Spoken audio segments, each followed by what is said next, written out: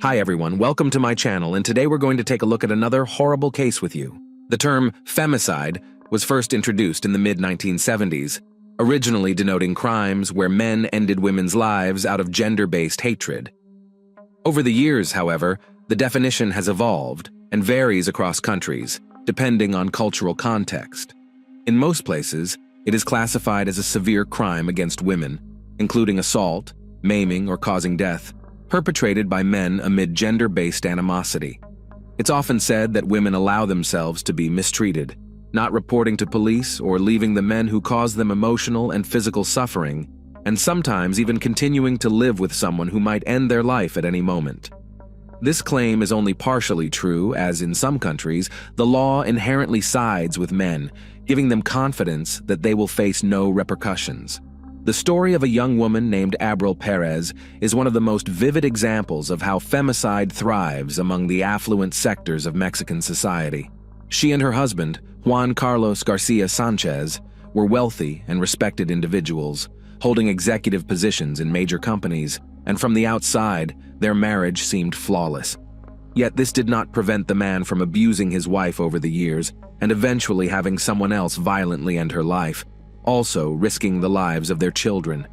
To this day, this case remains unresolved, and all but the main perpetrator have been punished.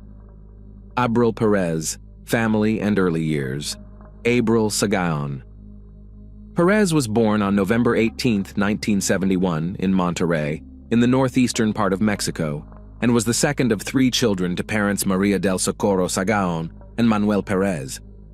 Raised alongside her older brother Javier and younger sister Ana, the family lived modestly, but her parents did everything possible to provide their children with a good education and motivate them to aspire to a better life. All the children excelled in school, engaged in music, sports, and other talents. Abril, in particular, showed a talent for mathematics and entrepreneurial skills from an early age. She was an avid reader and the top student in her class. As a teenager, Abril began working to achieve financial independence, was frugal, and always had savings. From her school days, she was very disciplined, able to plan and manage her time effectively. She dreamed of obtaining a high-quality higher education to secure a well-paying job with career advancement opportunities. After finishing high school, Abril was admitted to the most prestigious university in Nuevo León, where she earned a master's degree in finance and business administration. Her classmates described her as smart, incredibly focused and ambitious, but also cheerful, kind-hearted, and always ready to help others. Upon graduating, Perez was hired in the sales department of one of the country's largest and fastest-growing companies. A few years later, she ventured into digital sales, a new booming field, and realized this was her calling. Quickly rising through the ranks, she became the executive director of the company within 2 years. Abril was young, beautiful, successful, ambitious, and steadily advancing towards the life she had always dreamed of. She built a brilliant career, supported her family, and was full of plans for the future. Yet her personal life remained unsettled, which disappointed her loved ones.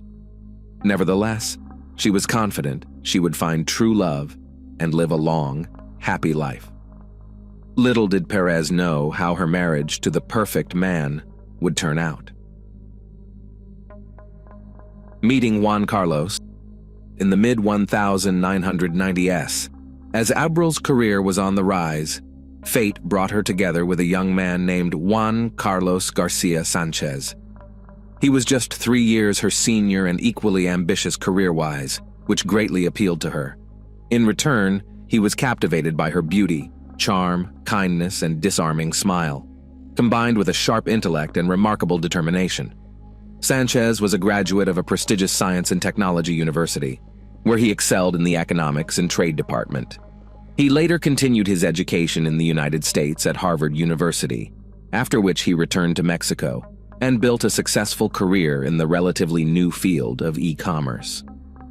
The young professionals met at a conference dedicated to the latest financial technologies. They crossed paths several more times as their companies collaborated on joint projects, and eventually, Juan Carlos realized he had fallen in love with this intelligent beauty. Through mutual acquaintances, he obtained her phone number and decided to invite Perez out on a date. The feelings were mutual. She also found this educated, erudite man capable of holding a conversation on almost any topic, appealing and interesting. Their relationship developed quickly, and by 1998, the couple decided to formalize their relationship with a lavish wedding. By then, they had both achieved considerable career success and were involved in developing online stores, a very promising direction. Their life resembled a true fairy tale, evoking envy and admiration among their peers. Dark secrets of the perfect family. It wasn't until 2001, after 3 years of marriage, that the couple welcomed their long-awaited first child, a daughter they named Anna Cecilia. 30-year-old April was overjoyed, as the arrival of the child marked a new chapter in their lives. Her husband also seemed happy, treating their newborn daughter with tenderness and awe. 2 years later, April gave her beloved a son, whom they named after his father, Juan Carlos Jr. Another 2 years passed, and the family welcomed a third child, a boy named Julio Andreas. It's worth noting that the young mother hardly took any maternity leave and managed to brilliantly combine parental responsibilities with her career advancement. She prepared only homemade meals, helped the children with their schoolwork, took them to sports activities, and strived to be not just an ideal mother, but also their best friend. From the outside, the Perez Sanchez family appeared perfect in every way. Wealthy, successful, raising 3 wonderful children, having everything one could wish for, and seeming very happy. But appearances can be deceiving. What happened inside their home remained unknown even to the couple's closest relatives for a long time. In reality, Juan Carlos showed his true nature in the first years of their life together. He was hot-tempered, aggressive, and rather harsh, intolerant of compromise, insisting that everything had to be exactly as he wanted. But April was in love, and initially thought that over time they would rub along and his character would soften. Moreover, their joint projects united them. They worked towards a common goal, and their teamwork yielded impressive results, including financially. However, over time, he became more irritable, and verbal altercations escalated into physical confrontations. After the birth of their first daughter, the husband briefly softened, trying to keep his emotions in check, but it didn't last long. The same happened after the birth of their eldest son, but by the time the third child was born, he no longer even tried to be a good father or husband. Juan Carlos vented his anger, negative emotions, or just bad mood on his wife, sparing no feelings. He insulted and belittled the mother of his children, and her tears seemed to lift his spirits. He then began to regularly physically harm his wife, often doing so in a way that left no visible marks on exposed parts of her body, so she could hide the bruises under clothing or mask them with makeup. All this was done with one simple purpose: to protect his flawless reputation and pride himself on being considered a model family man, loving husband, and father. April kept silent for years, trying not to tell even her sister and mother about the ongoing nightmare. She earned well and could have raised the children on her own, providing them with a good education and a stable upbringing. But her husband was a wealthy and very influential man, and he could easily take the children away from her through the courts. Knowing what Juan Carlos was really like, Perez could not bear the thought of her daughter and sons being left alone with a real monster, capable of anything, starting over with old problems. 2010 approached. The situation within the family escalated to its limit, to the extent that those who once considered this household ideal began to suspect something terrible was happening within. April was not just subdued, but deeply distressed, visibly thinner, sleeping poorly, and frequently had bruises on her face and body that became increasingly difficult to conceal and impossible for her to explain. Juan Carlos maintained a calm and confident demeanor, pretending that nothing was wrong. In public, he continued to play the role of a loving and caring husband, interacting with his wife politely and affectionately, but at home, he transformed into a monster, making it increasingly dangerous to be near him. Despite pleas from loved ones to divorce, April stubbornly insisted that everything was fine and that she would handle the problems with her husband herself. 2014 marked a peak of Sanchez's career when he became the head of a major trading company and one of the most influential people in the field. After this promotion, the family moved to Mexico City and settled in a large house in one of the capital's best neighborhoods. Their children attended an elite private school, and a beleaguered Perez sincerely hoped that the move and complete change of scenery would positively affect their relationship. Contrary to expectations, nothing changed. The man continued to physically harm and insult his wife, increasingly doing so in front of their children. Furthermore, Juan Carlos began to groundlessly accuse his wife of infidelity, and whenever she tried to defend herself, he resorted to using his fists, claiming he would find evidence of her disloyalty. He monitored her phone and emails, forbade her from using social media, and later, finding no evidence, even hired a private detective to follow Abril and photograph any men who came near her. 2 attempts on her life. For another 4 years, the woman tried everything to save her marriage, though her husband's behavior became utterly unbearable. She lived in a never-ending nightmare that outwardly seemed like a happy and successful union. Many even envied Abril, as she had such a prominent, influential, wealthy, and as many thought, caring husband. In 2018, the Sanchez family traveled to Monterrey to celebrate Catholic Christmas with the Perez family. However, Juan Carlos behaved toward his wife as he was accustomed, not shying away from her parents, who were horrified by what they witnessed. At that moment, the woman realized things could not continue this way and informed her husband that she would file for divorce once they returned to Mexico City. Hearing this, in a fit of rage, he grabbed her throat and squeezed so tightly she nearly lost consciousness. Only her mother, Maria del Socorro, entering the room and raising the alarm, prevented a tragedy. When the family returned to their home in the capital, Abril, preparing for divorce, moved from the marital bedroom to a small guest room, but this did not save her from the tyrant. On the morning of January 4th, while she was still asleep, her husband entered the bedroom holding a baseball bat. He struck her hard on the head and was about to swing again. Half awake, Perez barely understood what was happening, but managed to slip off the bed just in time, literally saving her own life. The woman began to scream, and the children ran into the room, having heard the noise. The youngest son shielded his mother with his body, while the eldest son took the bat from his father. Together with their mother, they fled the house and headed to the hospital as Abril needed medical attention. Doctors diagnosed her with a serious concussion and a deep laceration above her eyebrow, which required stitches. Marital conflict. As soon as his wife and sons left the home, Juan Carlos contacted his lawyer to explain the situation and asked for help in resolving it. He also posted on his social media page, claiming that his wife had betrayed him, was unfaithful, and intended to leave him for another man, taking their children and attempting to take all their jointly acquired assets. Moreover, he claimed that his wife had stolen all the money from their home safe and that when he tried to stop her, she injured him with a knife in the shoulder. As proof, he posted photos of a bloodied knife and brown stains on the floor. However, the blood on the floor was actually Abril's from her own room, and the knife photo was taken from the internet.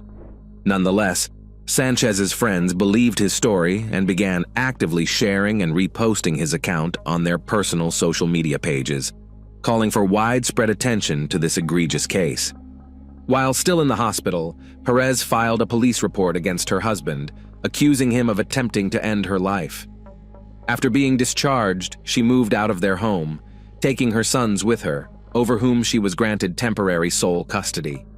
Their eldest daughter, by then an adult who had finished school and moved to another city for college, also sided with her mother, condemning her father's cruel and unacceptable behavior. Sanchez was ordered to pay alimony to his ex-wife and sons while they stayed with their mother, although the amount was quite small, about $300, which he disagreed with. He himself faced a potential prison sentence, but the influential businessman was confident he would remain free and avoid any punishment. After enduring such a nightmare, Abril decided to return to her native Monterrey, to her parents' home, taking her children with her. It was there that she filed for divorce, and from there she monitored the situation. Meanwhile, she began offering help and online consultations to women in similar situations, and she planned to open a center for psychological and legal assistance for victims of domestic violence. Corrupt justice system. Only in September 2019, 8.5 months after the incident, was Sanchez finally arrested on charges of femicide, inflicting bodily harm and attempting to end his wife's life. He was placed in jail, where he spent over a month, but by November of that year, he managed to appeal the pretrial detention decision and was released. The case was presided over by Judge Federico Mas, who unexpectedly reclassified it, leading to a new trial. During the trial, photographs of Perez from the hospital and entries from her medical records were not presented, and the testimonies of the woman and her sons were deemed insufficient grounds for detaining Juan Carlos. Furthermore, the defendant insisted that his ex-wife was turning the children against him. The defendant was released directly from the courtroom, as Judge Mas considered that his actions did not pose a direct threat to the victim's life. According to the judge, if Sanchez had truly intended to end his wife's life, he would have followed through, especially since she was asleep during the attack and unable to resist. April was shocked and frightened by this turn of events. She realized that her ex-husband had utilized all his connections and paid off the right people to be set free, putting her and her children in danger. She sent an official letter to the judge expressing fear for her life, but it had no impact on the situation. Immediately after being released, Juan Carlos began legal proceedings against his ex-wife for custody of their sons. He forced her and the children to return to Mexico City to attend court sessions. Otherwise, the matter could be resolved in absentia, not in her favor, so she was compelled to return to the capital. Tragedy. Witnessed by children. On November 25th, April arrived in Mexico City with her children. She genuinely feared the man she had lived with for over 20 years and did not want to encounter him unnecessarily. She planned to leave the city the same day after the hearing and had already purchased plane tickets, which Juan Carlos knew about. Ironically, on that day, a mass demonstration against gender-based violence was taking place in the capital. Immediately after the court session, the woman, along with her sons and their lawyer, got into a car heading to the airport, but they never reached their destination. At a traffic light, a motorcyclist pulled up next to their car, unexpectedly drew a handgun, and fired twice at Perez, who was sitting in the front passenger seat, before swiftly fleeing the scene. One of the bullets passed through and grazed the younger son, who was sitting in the back seat, but fortunately, none of the children were seriously hurt. The injured woman was quickly taken to the nearest hospital, where doctors fought desperately for over 6 hours to save her life. Unfortunately, due to severe injuries and significant blood loss, they were unable to save 48-year-old April, who passed away that evening. The victim's parents, brother, and sister flew to the capital immediately and urged authorities to arrest Juan Carlos, convinced that he was behind this brutal act that occurred in front of the children. However, law enforcement had a different view, stating that without identifying the shooter, it was difficult to discuss his motives, and it could not be definitively claimed that it was a hitman sent by Sanchez. The case was not classified as femicide until further investigation. Predictably, Juan Carlos remained free, and the police began searching for the shooter, which could take an extended period. The orphaned children were temporarily placed under the care of their maternal relatives, while their father prepared to fight for them in court again. April's sister wrote an angry post on her social media account, openly blaming Sanchez for the incident, but her page was soon blocked and later deleted. Nonetheless, the family decided to fight and draw heightened public attention to the case, highlighting that the attack on Perez happened on the day dedicated to fighting gender-based violence, public outcry, and the flight of the main suspect. The victims' relatives managed to draw attention to the tragedy that struck their family. Moreover, people openly discussed numerous cases where men attempted to end women's lives, but did not follow through and remained free without facing any punishment. Due to the significant public outcry, the General Prosecutor's Office of Mexico initiated a new investigation concerning Sanchez, and was also instructed to check the legality of the actions of the judges who had released him. The judges handling Juan Carlos's case were temporarily suspended from work and later removed from their positions. Mexican politician and women's rights defender Claudia Sheinbaum Pardo officially confirmed that the Perez case had been reclassified as femicide and would be reinvestigated, and the judges who had released Juan Carlos could face consequences for the woman's death if his guilt was proven. The businessman regularly posted on social media, calling for the perpetrator of his former wife to be found and punished to the fullest extent of the law. He also noted that despite the disagreements between him and Abril, he would never dare harm the mother of his children, let alone end her life in front of their sons. However, his daughter Ana Cecilia left an angry comment under one of these posts, accusing her father of cruelty and accompanying her words with photos of her mother taken in the hospital after Juan Carlos had attacked her with a bat. Despite the resonance and widespread media coverage of the case, it was decided to leave Sanchez free during the investigation. He was placed under a restraining order and required to check in weekly at a police station, but after he failed to appear at the appointed time, a warrant for his arrest was issued for violating the order. As one might guess, no one could find the accused. It turned out that the businessman again used his money and connections to quickly leave the country and enter the United States. Mexican authorities contacted Interpol, reporting the fugitive accused of a serious crime, and the next day, Sanchez was declared wanted almost worldwide. Arrest of hired criminals and reconstruction of the crime scene. During this time, efforts were underway to locate the hired criminal who, it turned out, did not work alone. Surveillance footage from street cameras clearly showed two vehicles following the car from the courthouse, in which Abril, her children, and their lawyer were traveling. The motorcyclist, who later emerged and performed the lethal act, appeared to be in constant communication with the individuals in the aforementioned cars, receiving directions and instructions. It took investigators several months to identify just some of the participants of the incident, and it wasn't until March 5, 2020, that two suspects were arrested in connection to the case. Surprisingly, they did not resist arrest and almost immediately started giving testimonies, hoping to mitigate their sentences. It was confirmed that the orchestrator of the crime was indeed Juan Carlos, who had paid a substantial amount, with 7 people directly involved in carrying out the act.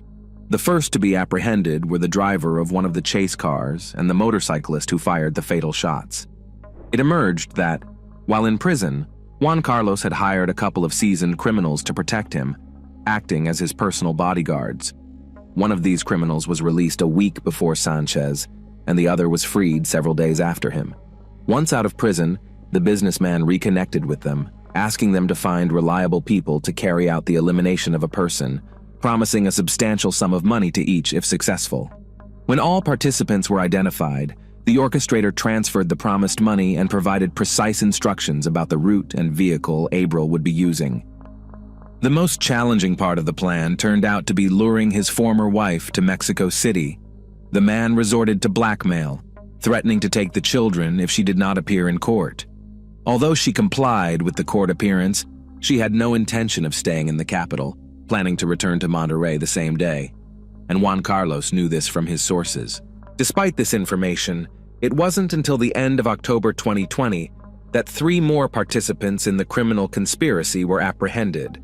Moreover, the arrest of these criminals was initially on suspicion of distributing controlled substances, and it was only at the police station that it was discovered these individuals could be involved in the high-profile crime. All arrested were part of a major drug trafficker, Juan Carlos Maldonado's gang, known as Juan Balto. He had served time with Sanchez and provided him protection, later agreeing to assist in eliminating his former wife for a hefty reward. Maldonado was arrested a couple of weeks later in November 2020. He began giving testimonies, confirming that the businessman had sought reliable individuals to end his ex-wife's life, and he agreed to help him in return for a substantial reward. There was no doubt left that Sanchez was both the client and organizer of the crime, and his previous assault on Abril with a bat was officially reclassified as an attempt on her life, leading the court to finally issue an arrest warrant for him on charges of femicide. However, the man's whereabouts remained unknown. By spring 2021, the remaining participants in the commissioned perpetration of Perez were found and arrested. Notably, one of them was already serving a sentence for another crime at the time. Also, during extensive searches, the weapon used to make the fatal shots was found. In total, 9 people associated with the same criminal group were detained, 7 of whom were directly involved in chasing and shooting Abril. Almost 5 years after the woman's death, the main culprit and client of the crime, Juan Carlos Garcia Sanchez, remains at large, with his whereabouts still undetermined. The individual who pulled the trigger, ending the life of a mother of 3, was sentenced to 52 years in prison. 2 other criminals who chased the car and coordinated the shooter's actions were also sentenced to 50 years each. The other arrested participants of the incident are still under investigation, and their fate has yet to be decided. Thanks for watching, guys. Subscribe to my channel. There are many shocking stories ahead of you.